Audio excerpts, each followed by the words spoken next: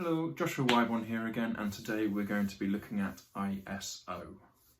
So, a small history lesson. The reason it's called ISO is because that stands for International Standards Authority. So, back in the day with like Ansel Adams and people like that, they would literally cart around a darkroom with them. They would have massive, huge plates of glass, probably the size of that, and they would pour over chemicals of all sorts of descriptions. Okay, and they would make the glass as sensitive as they like because they're making their own chemicals. However, when film well and truly came along, and especially with digital cameras, they needed to kind of standardize this, because how do you know that you're buying and you're producing what is, the correct settings if it's just made by some bloke down the road? So they came up with the international standard, which is exactly what it sounds like. You may also, on some cameras, come across ASA, which just stands for American Standard Authority. So exactly the same thing, just the American standard, but in general now it's just seen as the international standard, hence why it's called ISO. Now, ISO is simply how sensitive you make your camera towards the light. So we can make it really, really sensitive or as least sensitive as possible. Now, the only reason you do this is because basically the place is too dark. So you may need to make it a little bit brighter, make your camera a bit more sensitive to it, but there is some arty reasons why you may want to change this setting. It is really important that you understand what's happening.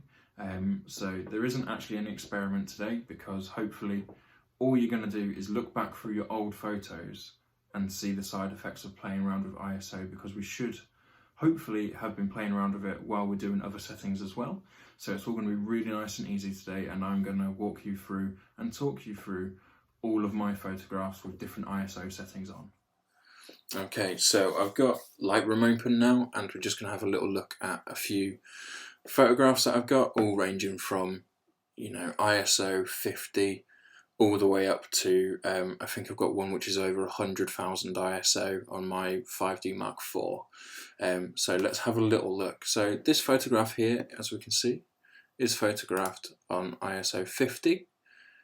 It was at f4, and it was actually a 13-second exposure because I was walking behind them with a pixel stick making all these lights. And we can see that it's actually pretty grainy. If we go to 1:1, so that's the correct size, it's got some grain in it, and that's quite nice. And we've also got movement, so that grain is mainly from the movement and because it's really dark. In complete contrast, if we go to this one, which is ISO 100, and we look at Becky and Rob jumping here, again, if we zoom in, really nice sunny day, jumping in the midair, and it is, perfectly clean. There's no noise, there's nothing to it. So you do need to think about what you're doing with ISO and how sensitive you make your camera, because as you'll see more and more, it can affect things.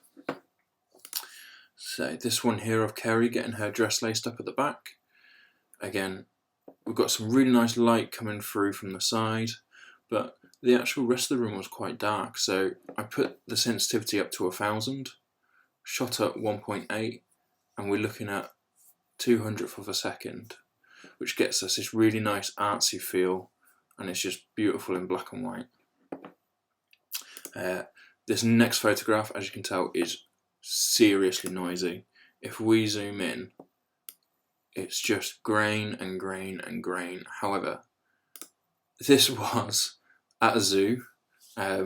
This little guy was right at the back, hiding in all the trees, and we can see it was shot at 102,400 ISO. It was shot on a 180mm f4, which would be as wide as that lens would have gone, and it was 2/50th of a second. So hand holding, I can't really go any slower than that, otherwise it's going to get blurry. So because it will get blurry if I do it any slower, and because the lens is as open as possible, I was forced to put my ISO as high as the ISO would go. So this photograph is literally as far as my camera and my skills would let me go, really. This is as sensitive as my camera goes. that's as open as my lens will go, and this is respectfully probably as slow as I could handhold a 70 to 200 telephoto lens. So this is kind of worst case scenario, but as you can see, it's still a really nice image. You know, there's nothing wrong with it apart from it's a bit noisy, but it gives it character. It helps tell a story. So noise isn't necessarily a bad thing. You know, it can be used really effectively. So we'll move back into some weddings. So this one here, it was shot at 32,000 ISO. And again, really dark with a few lights and a few string lights up in the roof. So again, sensitivity, I'm going to put all the way up as far as I can pretty much go that I'm happy with for this given time. Not only does it, again, make it nice and artsy, it means that I can have a quick shutter speed so I can actually capture the moment as it happens. I'm going back down again here with these lovely two. ISO 100. You know, my aperture is at 2.8. We're letting in loads of light, and again we've got this silky smooth, velvety look and feel. You know, all the detail is there in the veil. Even the blurred background is silky smooth. It's just absolutely gorgeous. So moving on.